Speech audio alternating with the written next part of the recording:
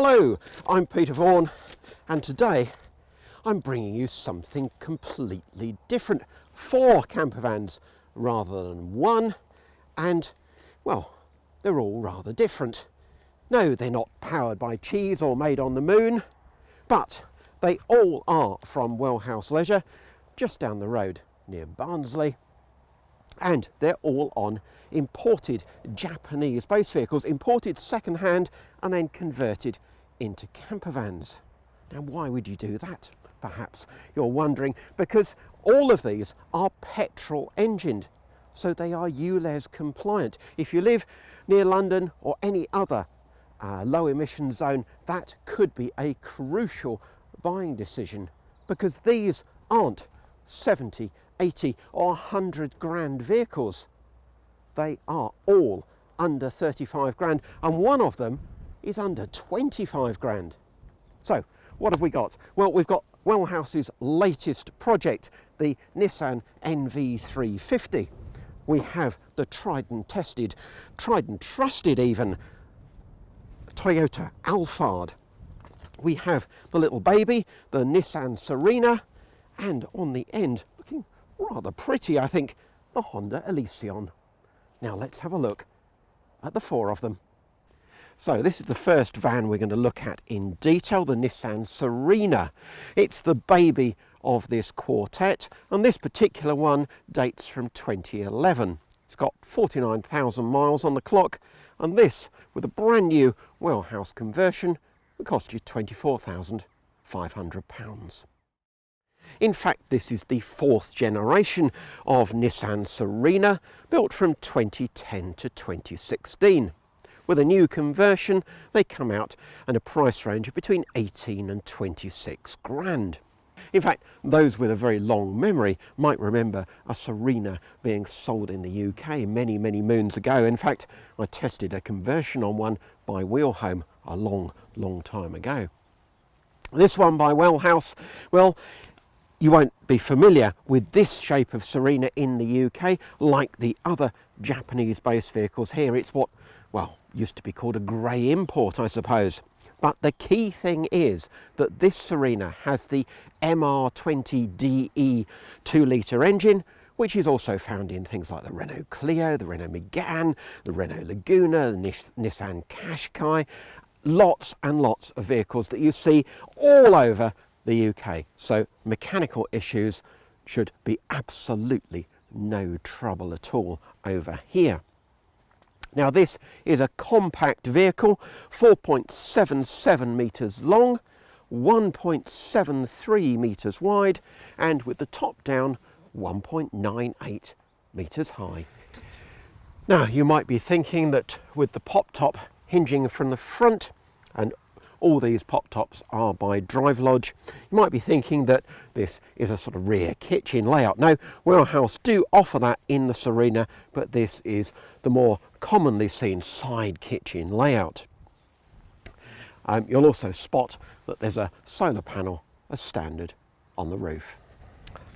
So with a side kitchen layout, you won't be getting in through the back of the vehicle, although there is access to storage underneath the back seat. A little bit of storage on this sort of mattress area at the back, just very limited. Could do with a cargo net or something to keep you could then put bedding on here and have it secure, it wouldn't fall out when you open the tailgate. Under this trap door is your 100 amp hour leisure battery, and in the corner your proper metal gas compartment for a camping gas cylinder. Tiny bit of storage at the top where your vehicle electrics are, your RCD and your charger and so on. Mains hook up round here. There's no waste tank on this vehicle. You'd need to put a bucket or something underneath, but it does have a 20-litre onboard freshwater tank. So let's take a look inside at that classic side kitchen layout. Now, remember, this is a small van. You have got 4 travel seats, but really for camping, this is probably best seen as a single person's vehicle. That said, you've got this swivel passenger seat, the rear bench. The kitchen includes 25-litre compressor fridge, Victory Frigo, so it's a proper respected brand. You've got storage for a porta potty. You've got one kitchen drawer, decent amount of worktop here with a main socket adjacent and 2 USBs. And then your main kitchen appliance is a combined, again, decent quality unit, 1 burner hob and sink with a glass lid. Now there's no external access into the back of the kitchen through the offside sliding door, but you have got more storage. Useful shelved area here alongside the seat, and of course more storage underneath the seat. And then of course this rear seat makes into your bed. Just release that knob, lift and pull the seat forward, and it simply folds flat. Now it's not a big bed, which is why I said at the outset this is very much a one-person van. I measured the bed at 1.82 metres by 83 centimetres. That's 6 foot by 2 foot 8.5. Now if you actually measure from the kitchen to the wall rather than the mattress itself, it's a little bit wider, 90 centimetres or 2 foot 11.5, but still tight for 2 people. However, although you can't get into your fridge now, you can still use the porta potty. There's room to do so, and of course you've still got your swivel passenger seat. Well, if you're not taken with the Serena, how about this, the Honda Elysion? Now, the Honda Elysion, this is the first generation made from 2004 to 2015. This particular one is a 2008 model with 35,000 miles on the clock. Because it's slightly older, it's actually only £500 more than that Serena.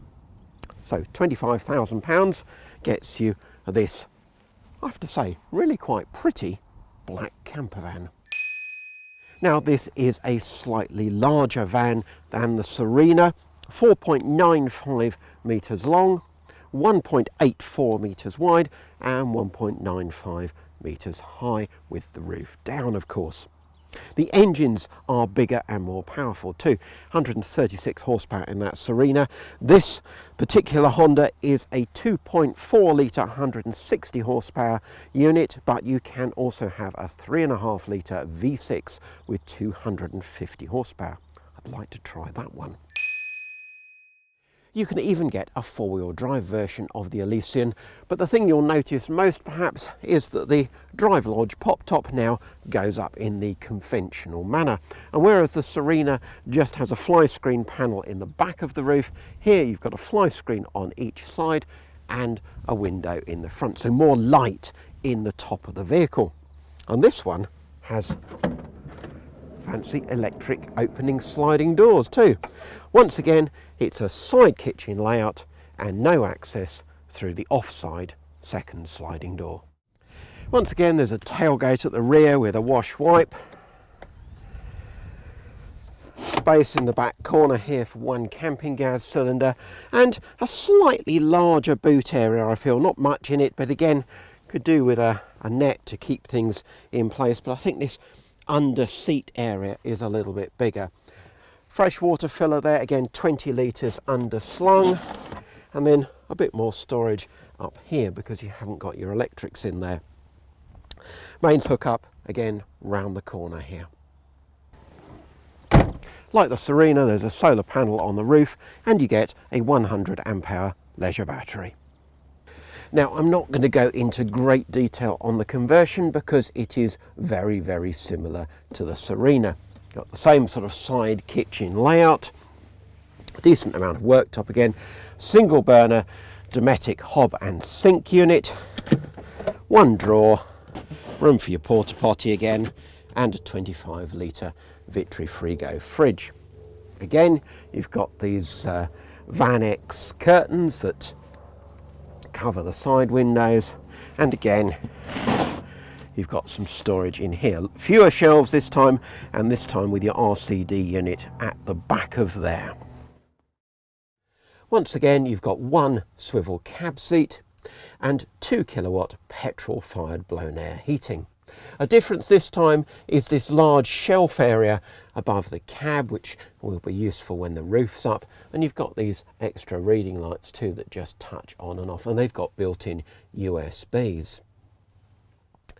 Another difference is the bed. Well, it's a very similar Fabworks seat bed system that just slides forward and flattens to make the bed. There's Isofix on the seat as well, and it is a slightly wider bed.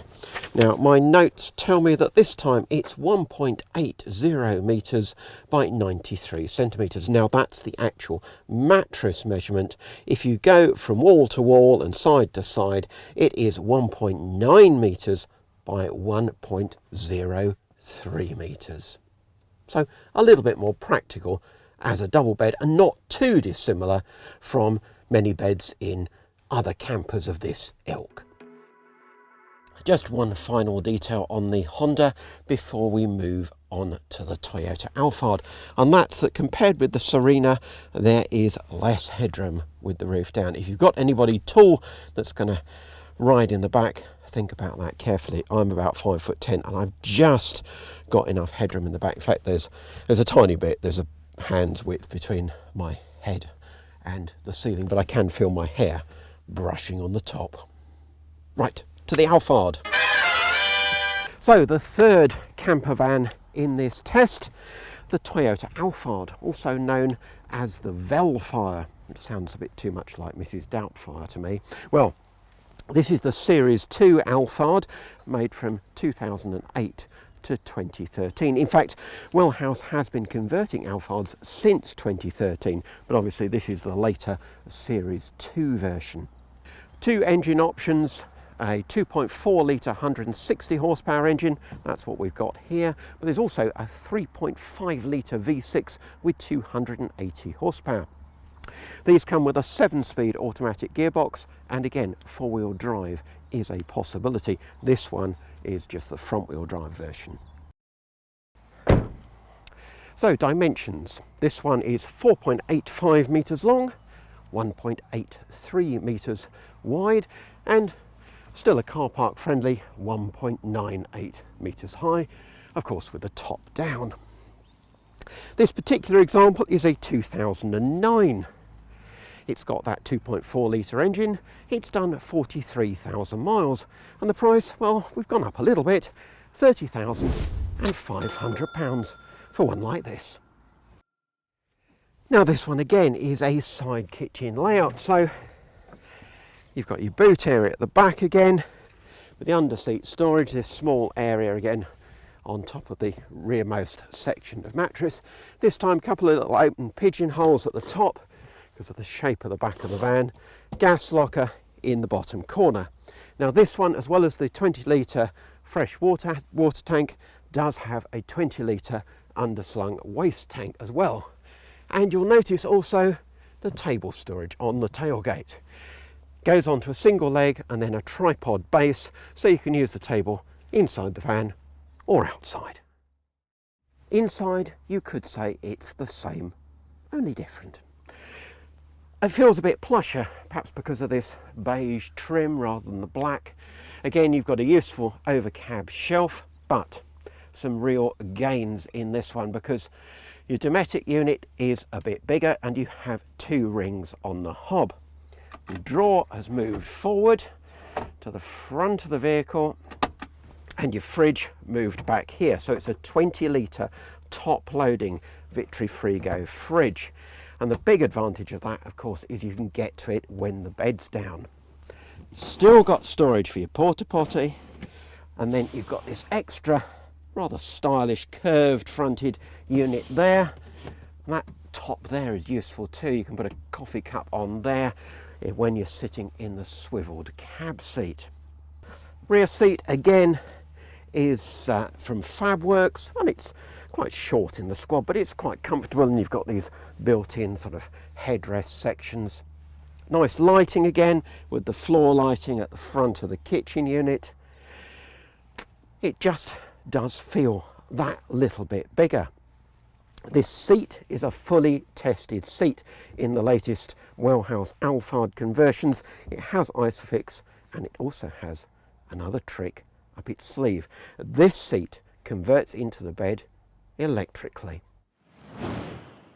Should also point out this slide out unit for your tins and so on, and also the new touchscreen control panel for your lights and habitation functions. Also need to point out that on the Alphard, Wellhouse are currently offering a special deal, a winter pack, which for £1,500 adds a 2-year warranty instead of 12 months that you get on their other conversions, 12 months servicing package, full underseal treatment for the underneath of the base vehicle, UK spec doubled in stereo package with DAB, Bluetooth, Apple CarPlay and Android Auto, a new colour reversing camera, Thatcham approved tracker and a Cat 1 alarm. All that would normally cost £2,120, but there is an offer currently at time of filming to have it for £1,500. Now let's show you that electric bed. So again, there's a twist knob to release, and then you just press a button on the front of the kitchen unit. It takes all the effort out of bed making. Having got that far, all you have to do is a slight push and it goes flat. Still got room to use a porta potty and still got room to get undressed.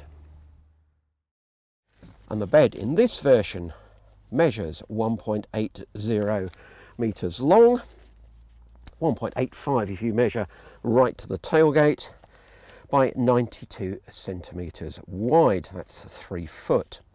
If you go from the furniture to the wall, it's 1.05 metres or 3'5". So a bit more like the bed size in a VW camper. So this is the 4th camper in our quartet and Wellhouse's newest project. As you can see, it's quite a different animal, much boxier shape with this fully forward control cab. And this is the NV350 from Nissan, or the NV350 Caravan, the 6th generation of this van, which started from 2012. This one is actually a 2013 van with 41,000 miles on the clock, and it's priced at £32,500. Wellhouse say that they expect these to sit in the 32 to 38 grand price range. You can see straight away that it's a bigger vehicle, 5.08 metres long and 1.69 metres wide, and of course with the high roof rather than the pot top, it's taller, 2.28 metres high.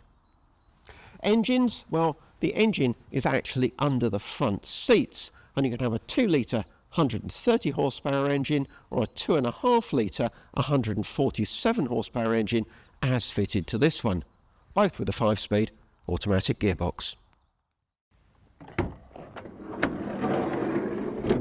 Not only is this a very different looking van on the outside, but it's a very different layout on the inside too. Up front, the cab plays no part in your living area because the engine is effectively under that middle seat. You haven't got any walk through. You could clamber through, but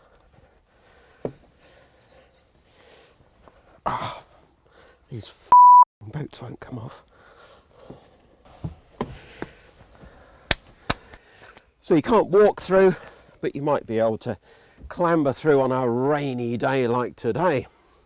And then, well, you've got plenty of space to spread out. You've got this long sofa on the off side, little side seat on the near side, and of course this big settee here where you can sit and look at the outside world. Certainly don't want to be in the outside world today because it's very grey and drizzly.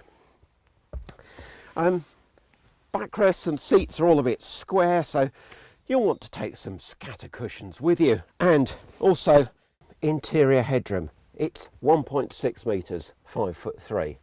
That will be okay for some people, not for others, and obviously it is the compromise of this van.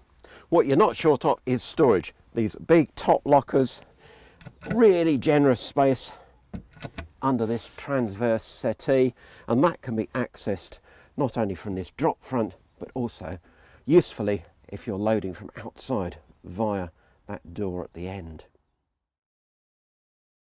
In this van you also get a 30-litre fresh water tank under the seat there, and a 30-litre wastewater tank also inboard. There's a solar panel on the roof as standard and a 100 amp hour leisure battery. Payload on this vehicle is 600 kilos, and the only option is that awning at £900. And then, whereas the other vans we've looked at, the tailgate is really just to access a bit of storage, with this model you can actually get into the van this way. There's a proper step built into the back bumper, and not only does it give you access to the kitchen, but you've got a built-in cassette toilet here. Now they will need to fit a clip or something to hold that up, but as you can see, there's plenty of room to sit on the loo. Now if you can live with the limited headroom, the kitchen is pretty good too. You could actually sit on the cover for the loo to do your cooking, I suppose. You've got 2-burner hob, sink, all in a Dometic combination unit. You've got a main socket here, 12 volt and 2 USBs as well. You've got a gas level indicator too, because there's an underslung gas tank on this vehicle, 6 kilograms. Kitchen drawers, little cupboard. In fact, there's plenty of cupboard space in this vehicle. I would prefer more of it to be drawers though, because with access being limited by the narrow body of the vehicle and the lack of headroom, drawers would be much easier to get at. You have at least got a drawer underneath the oven, and yeah, you've got an oven and grill in this small van. 40-litre compressor fridge too, so bigger than the other vans we've looked at. More cupboards at the top, and those are easy to see into. And then this huge wardrobe over on the near side, which not only has hanging space, but lots and lots of shelves.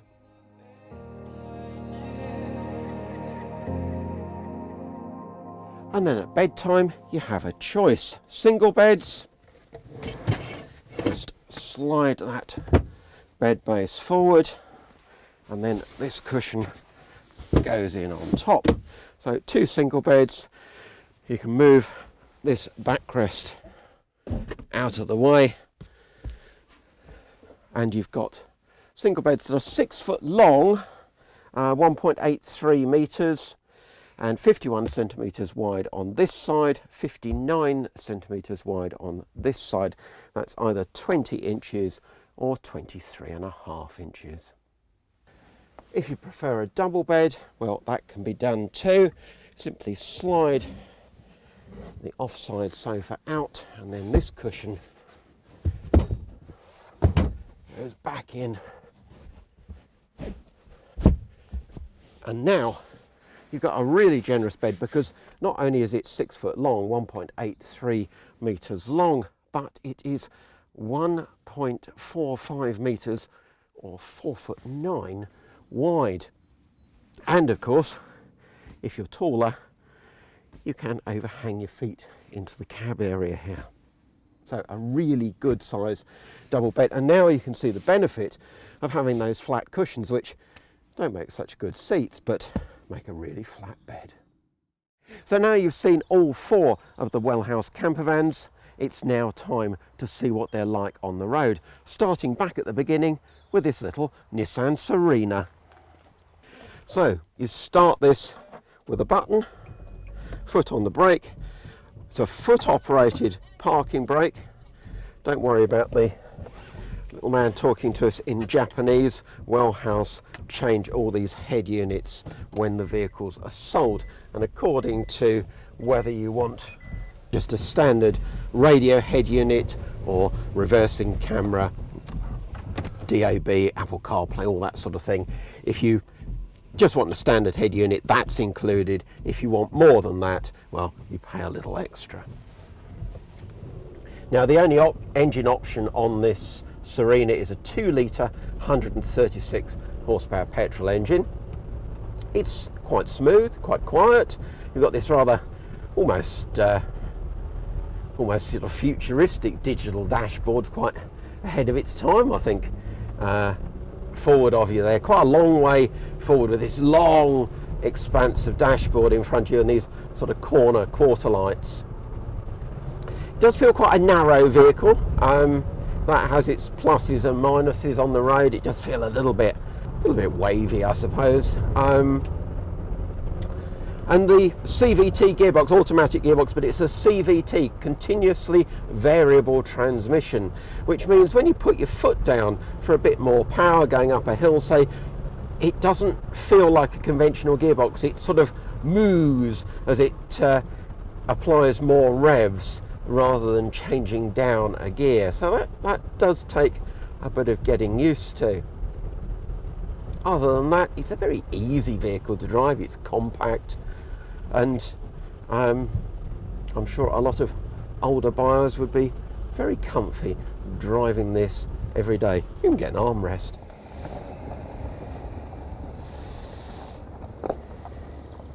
So now it's the turn of the Honda Elysion, and the first thing you notice is that this one starts conventionally with a key. Again, it's a foot operated parking brake,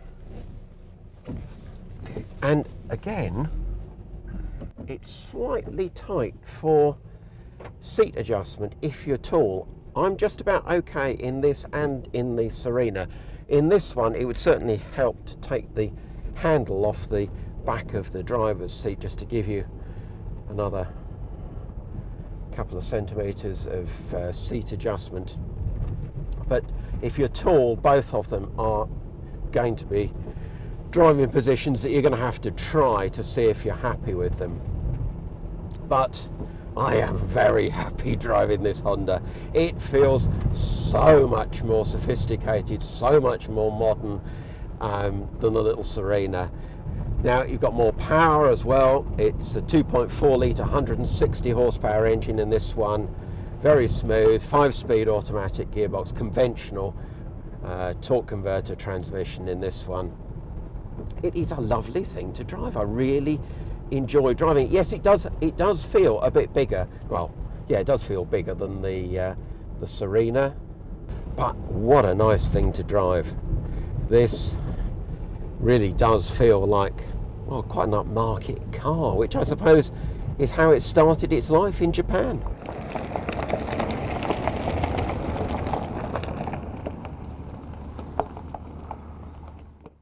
So now the Toyota Alphard. Again, start on a button, release the foot operated parking brake, and again we're talking front wheel drive, petrol and automatic. This time 2.4 litres, 160 horsepower. Now this vehicle I think feels a little bit bigger on the road than the Honda. Perhaps again it's this big expensive dashboard in front of you, but it also has a different feel to the Honda.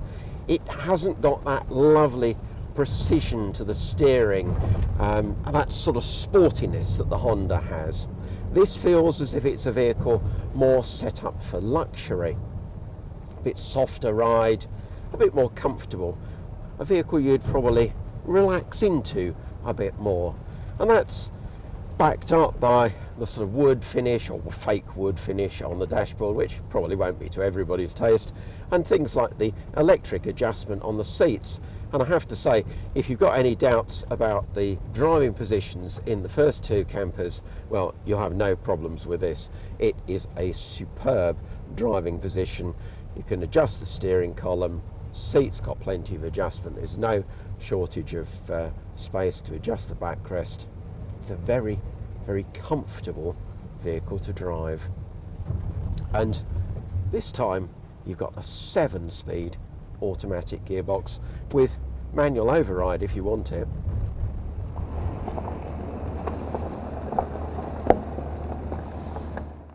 So, the final drive in the final van, the Nissan NV350. Now this is the 2.5 litre 147 horsepower petrol engine.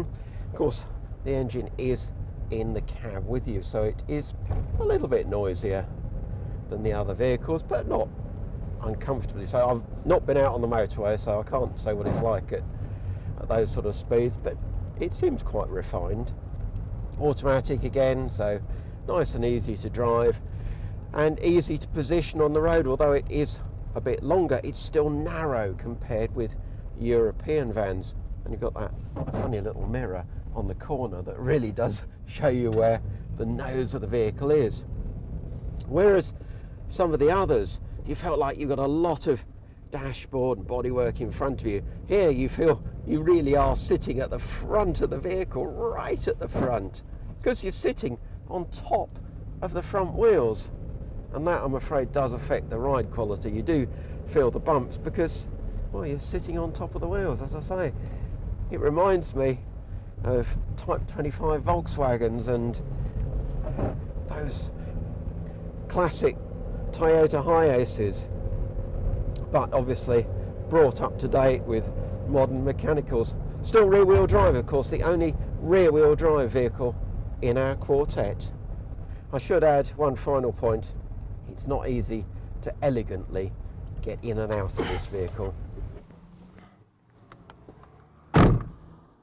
I've shown you just 4 of the 1,500 plus Japanese vehicles that Wellhouse Leisure have imported and converted over the last 20 odd years. They still go out regularly to Japan to meet buyers and talk about what other vehicles are available for conversion. They'll still bring in a base vehicle to your spec. If you want 4-wheel drive or a particular colour or a low mileage example, those can be sourced. But which, I know this is what you really want to know, which of the 4 is the best? Well, the Serena works quite well for a single person. The NV350 is the one if you want a bit more facilities, if you want single beds, if you want an onboard loo. And the Honda is definitely the one that the petrol head in me is saying I really want. But they're all too compromised to recommend in comparison with this Toyota Alphard. This is the one. This is the one that makes a viable alternative to so many other campervans on the market, and at a really sensible price. 30 odd grand, and you can drive away in something that feels a lot more car-like than most van-based campervans. Hope you enjoyed this video. Plenty more campervan and motorhome reviews coming along soon.